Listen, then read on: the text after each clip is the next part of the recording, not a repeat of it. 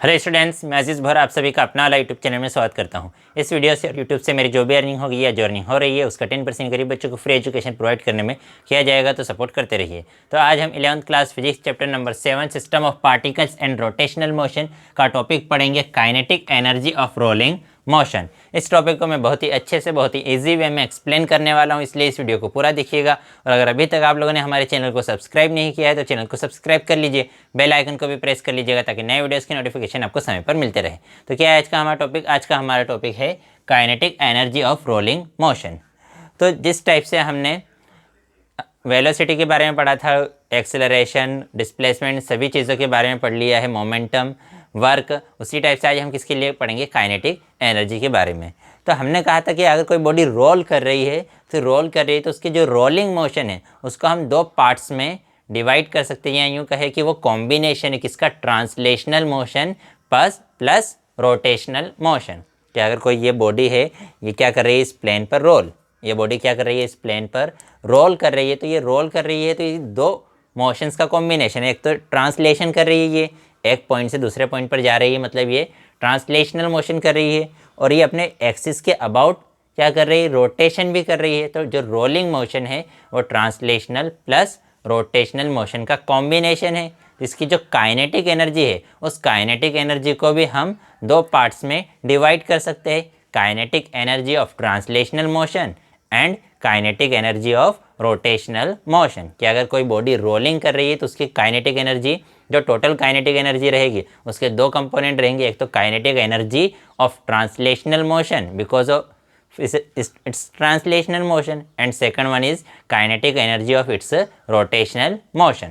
ठीक है, तो हमने सिस्टम ऑफ पार्टिकल के लिए पढ़ा था कि अगर कोई सिस्टम ऑफ पार्टिकल रोलिंग कर रहा है तो सिस्टम ऑफ पार्टिकल की जो रोलिंग है, उस सिस्टम ऑफ पार्टिकल की जो रोलिंग है उसका जो मोशन है वो उसको हम दो टाइप से सेपरेट कर सकते हैं। अगर कोई सिस्टम, बहुत सारे पार्टिकल्स का कोई सिस्टम है और वो क्या कर रहा है? अगर रोलिंग कर रहा है, अगर वो रोलिंग कर रहा है तो उसके मोशन को हम दो पार्ट्स में डिवाइड कर सकते हैं। एक तो उसके सेंटर ऑफ मास का मोशन और बाकी motion about centre of mass.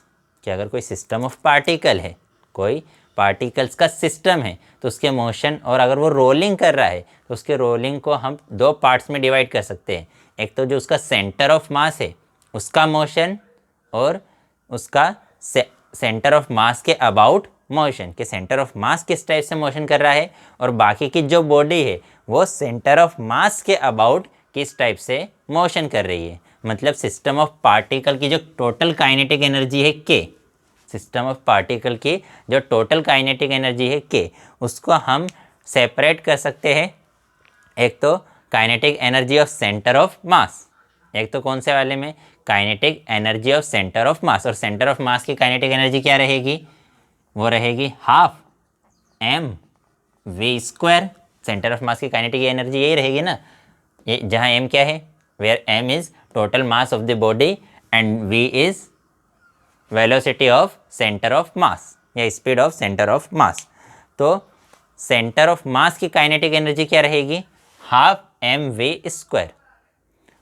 And kinetic energy of body about centre of mass, body की काइनेटिक एनर्जी, जैसे कि ये अगर हमारे पास सिस्टम ऑफ पार्टिकल है, बहुत सारे पार्टिकल का सिस्टम है, तो इसका जो सेंटर ऑफ मास है वो एक तो क्या करेगा?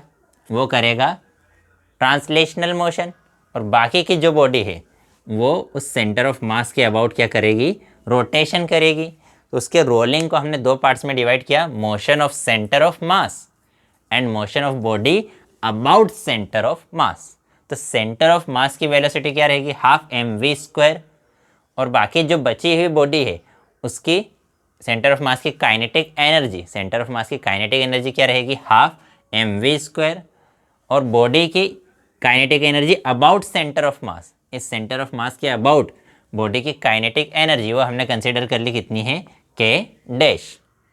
तो उस सेंटर ऑफ, उस सिस्टम ऑफ पार्टिकल, उस सिस्टम ऑफ पार्टिकल की टोटल काइनेटिक एनर्जी क्या हो जाएगी? वो हो जाएगी K is equal to K dash plus half M we square. ये होगी, हमने क्या कहा?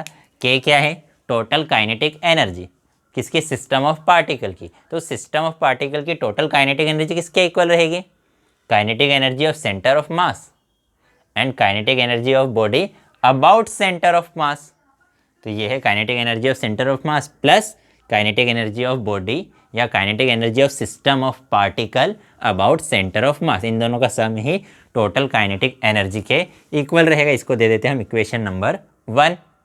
अब अगर हमारे पास कोई रिजिड बॉडी है तो उस रिजिड बॉडी के और वो अगर क्या कर रही है, रोल कर रही है, तो उसकी काइनेटिक एनर्जी को हम दो पार्ट्स में डिवाइड कर सकते हैं फिर से, कि अगर हमारे पास क्या है, ये एक रिजिड बॉडी है तो इसकी काइनेटिक एनर्जी को भी हम दो पार्ट्स में डिवाइड कर सकते हैं, kinetic energy of centre of mass and kinetic energy of body about centre of mass.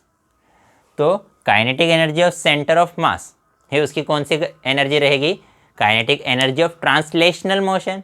तो सेंटर ऑफ मास, ये सपोज करो उसका क्या है, सेंटर ऑफ मास, उसकी वेलोसिटी कितनी है, VCM। सेंटर ऑफ मास की वेलोसिटी कितनी कंसिडर की हमने, VCM। तो सेंटर ऑफ मास की जो काइनेटिक एनर्जी रहेगी, सेंटर ऑफ मास कैसा मोशन करता है, ट्रांसलेशनल मोशन। तो जो सेंटर ऑफ मास की काइनेटिक एनर्जी रहेगी वही किसकी काइनेटिक एनर्जी रहेगी, kinetic energy of translational motion. ठीक है, तो kinetic energy of centre of मास क्या रहेगी, वो रहेगी हाफ mVCM स्क्वायर।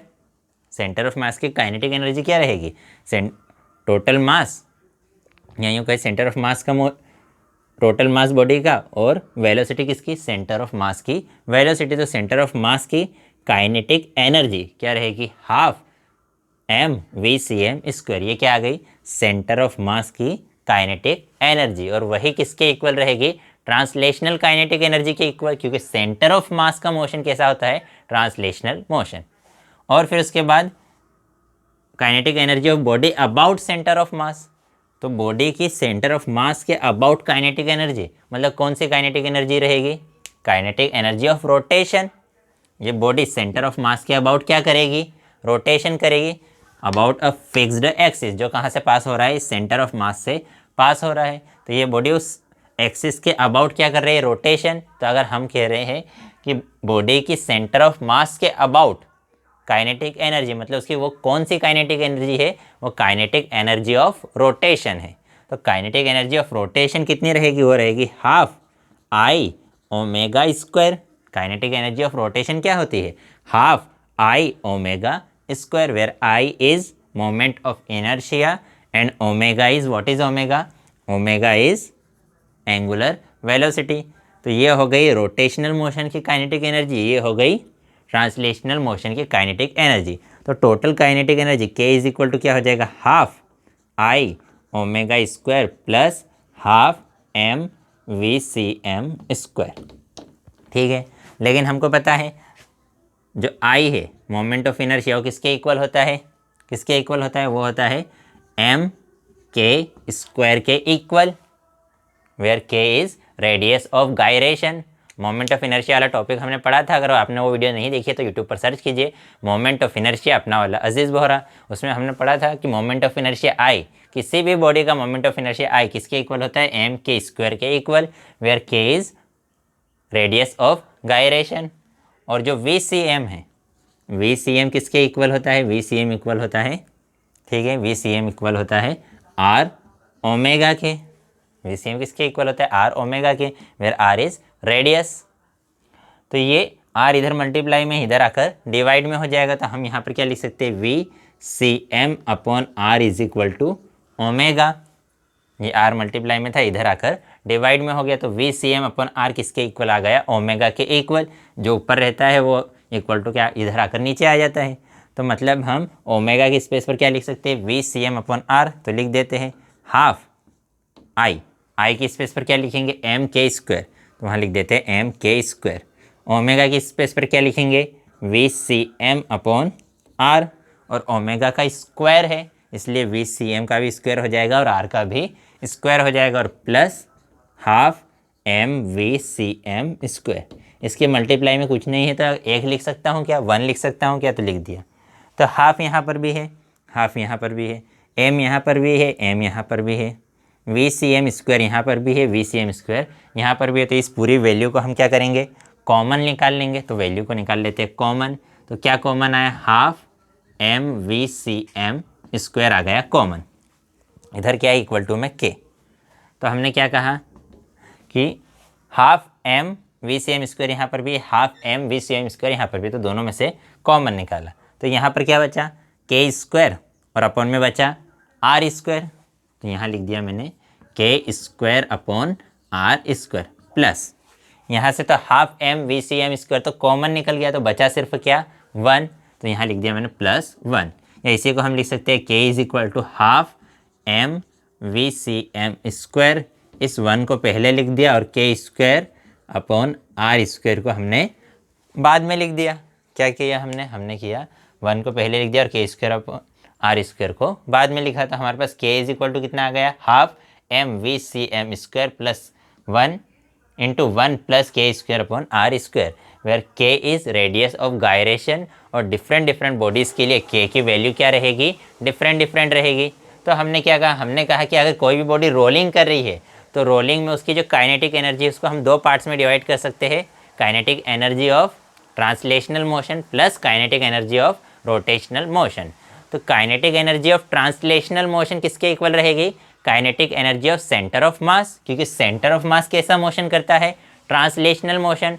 तो जो सेंटर ऑफ मास की वेलोसिटी, जो सेंटर ऑफ मास की काइनेटिक एनर्जी रहेगी, वही उस बॉडी की कौन सी काइनेटिक एनर्जी रहेगी, kinetic energy of translational motion.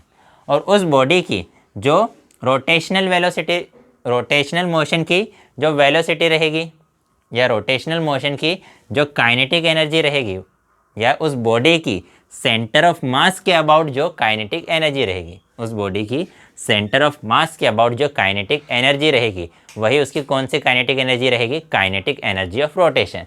तो हमने कहा कि ये काइनेटिक एनर्जी ऑफ रोटेशन है, ये kinetic energy of centre of mass है, उन दोनों को ऐड कर दिया तो बॉडी की रोलिंग की टोटल काइनेटिक एनर्जी आ गई। हमने कहा कि आई एम के स्क्वायर के इक्वल होता है, तो आई की स्पेस पर एम के स्क्वायर लिख दिया। वी सी एम आर ओमेगा के इक्वल होता है, आर इधर मल्टीप्लाई में था, इधर आकर डिवाइड में हो गया, तो ओमेगा की स्पेस पर हमने वी सी एम अपॉन आर लिख दिया, दोनों की वैल्यू यहाँ पर पुट की। Half M we C M square दोनों में से कॉमन निकाला तो ये वैल्यू आ गई। तो यही हमारी क्या है, kinetic energy of rolling motion, जिसमें के जो है वो डिफरेंट बॉडीज़ के लिए डिफरेंट रहेगा। तो आज की वीडियो में इतना ही। वीडियो कैसी लगी कमेंट करके ज़रूर बताइएगा। अगर कोई डाउट हो तो डाउट कमेंट में आपसे पूछ सकते हैं, कोई सजेशन हो तो वो भी कमेंट कर सकते हैं। अगर वीडियो पसंद आई हो तो लाइक कीजिएगा, अपने दोस्तों के साथ भी शेयर ज़रूर कर दीजिएगा, पसंद ना आई हो तो डिसलाइक कर दीजिएगा। तो नेक्स्ट वीडियो में हम नेक्स्ट टॉपिक पढ़ेंगे। बाय।